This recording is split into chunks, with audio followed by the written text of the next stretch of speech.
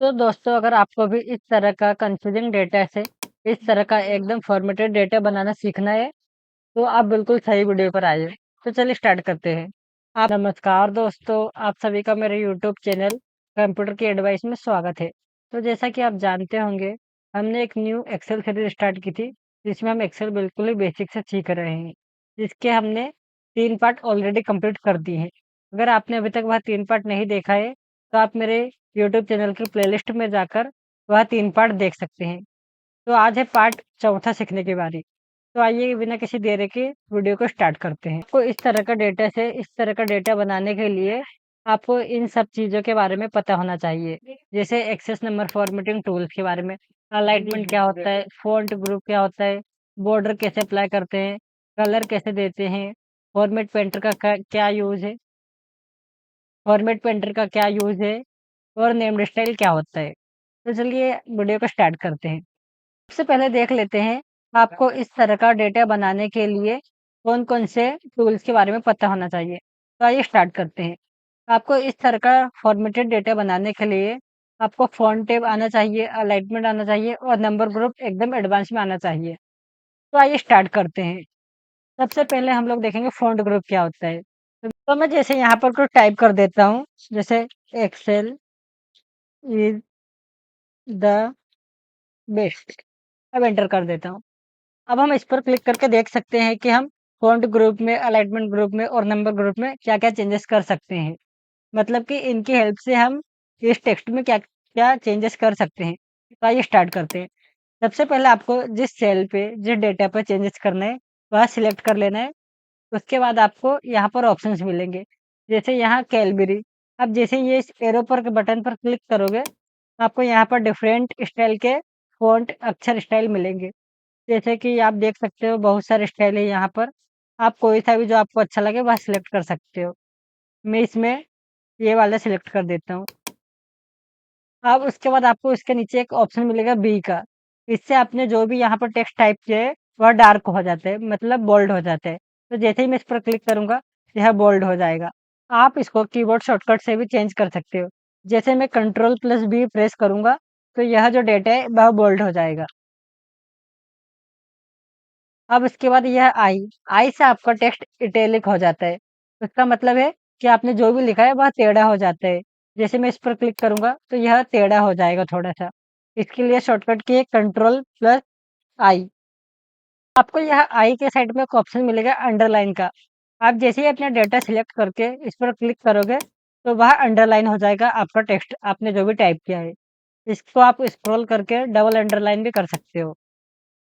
इसे फिलहाल के लिए रिमूव कर देता हूँ।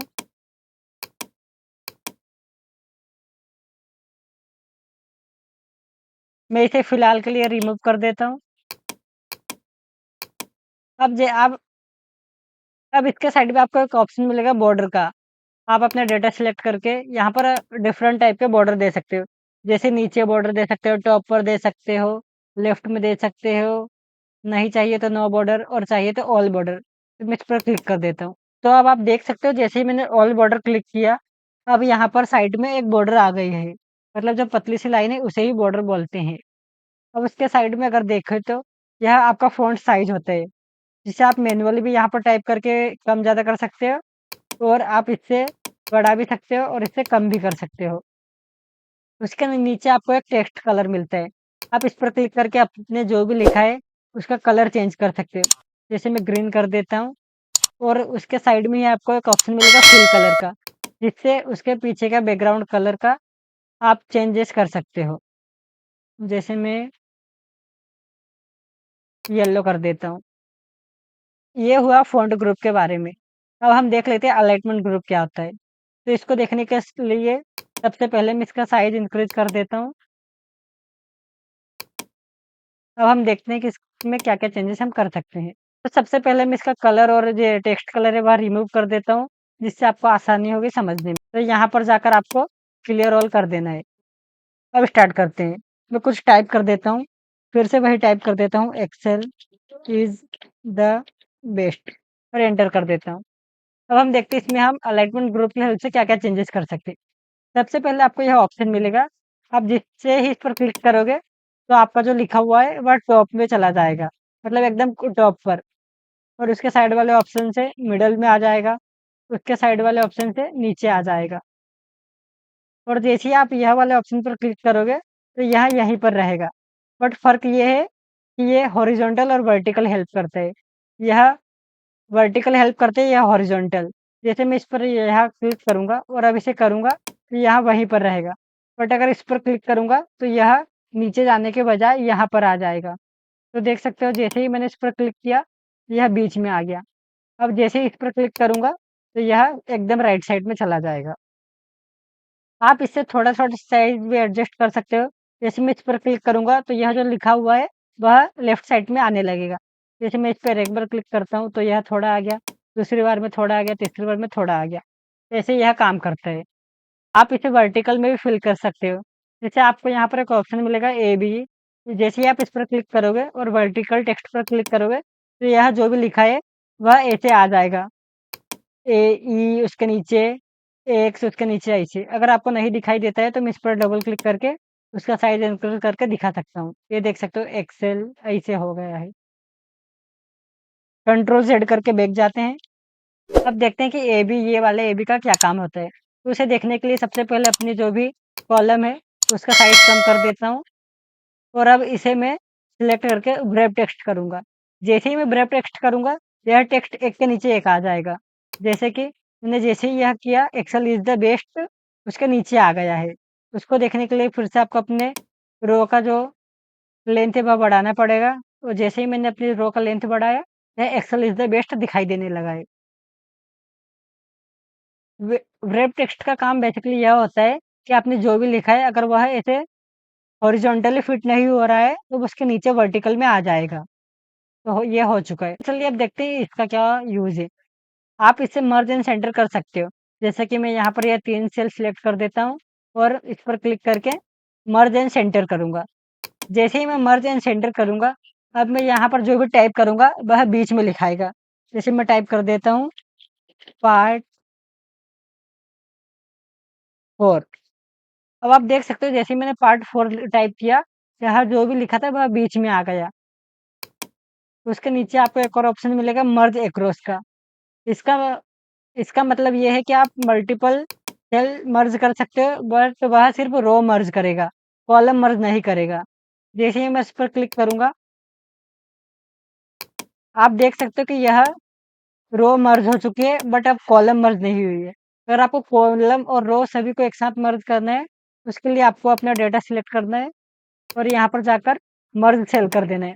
जैसे ही मैंने मर्ज सेल किया, यहाँ पर इसकी सारी सेल मर्ज हो चुकी है। आप अगर आपको इसको फिर से अनमर्ज करना है, तो सिंपल से इस पर क्लिक करके अनमर्ज सेल कर देना है। तो दोस्तों अभी हमने वो सारे टूल्स देख लिए, जो इस डेटा में काम आने वाले हैं। तो आइए स्टार्ट करते हैं। तो सबसे पहले हमें अपने रो डेटा में चले जाना है। उसके बाद हमें सबसे पहले टॉप ये जो टॉप पे हेडर है, इसे मर्ज एंड सेंटर करना है, जिससे कि यह इन सब के बीच में आ जाए। सबसे पहले इसे सिलेक्ट कर लेते हैं अपने माउस से या फिर कीबोर्ड से और यहाँ पर एक ऑप्शन दिखाई देगा मर्ज एंड सेंटर, इस पर क्लिक कर देते हैं। जैसे ही मर्ज एंड सेंटर पर क्लिक करूँगा, यह बीच में आ जाएगा। उसके नीचे अब हमको इसमें बॉर्डर देना है। तो सबसे पहले अपने डेटा को सिलेक्ट कर लेना है। मैंने अपना पूरा डेटा सिलेक्ट कर दिया है और इस पर क्लिक करके ऑल बॉर्डर दे देता हूँ, जिससे कि मेरे पूरे डेटा में बॉर्डर लग चुकी है। अब सबसे पहले हमें इसे डार्क और इसका साइज़ थोड़ा बड़ा कर देना है। तो क यहाँ पर आपको एक ऑप्शन मिलेगा बोल्ड का, आप इस पर क्लिक कर देना है। अपने कीबोर्ड से कंट्रोल प्लस बी और इसका साइज़ बढ़ा सकते हो। अब इसमें का हम बैकग्राउंड कलर भी दे देते हैं। जैसे मैं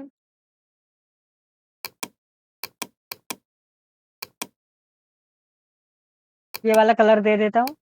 अब उसके नीचे हम लोग को यह मंथ है, यह भी डार्क करना है।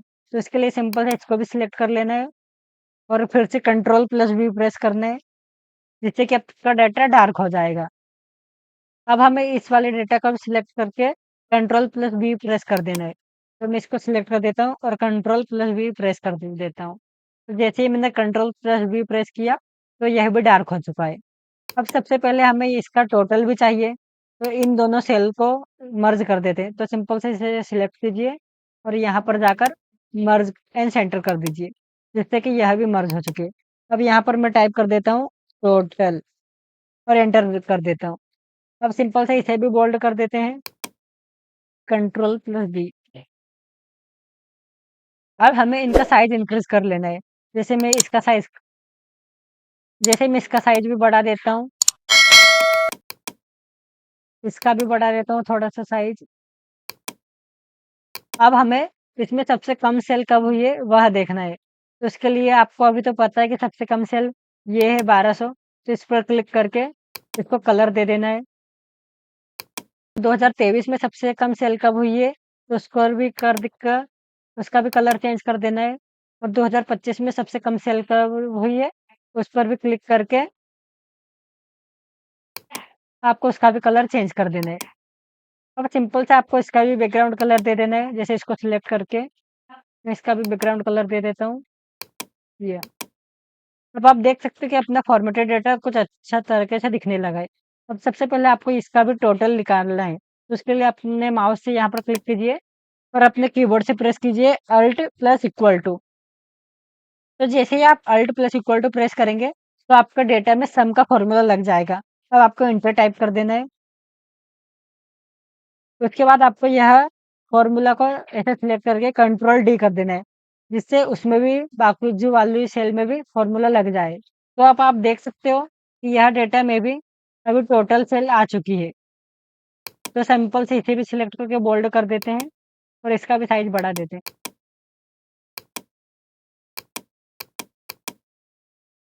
अब आप देख सकते हो कि अपना डेटा फॉर्मेटेड डेटा बन चुका है। तो चलिए गाइस, आज की वीडियो में इतना ही।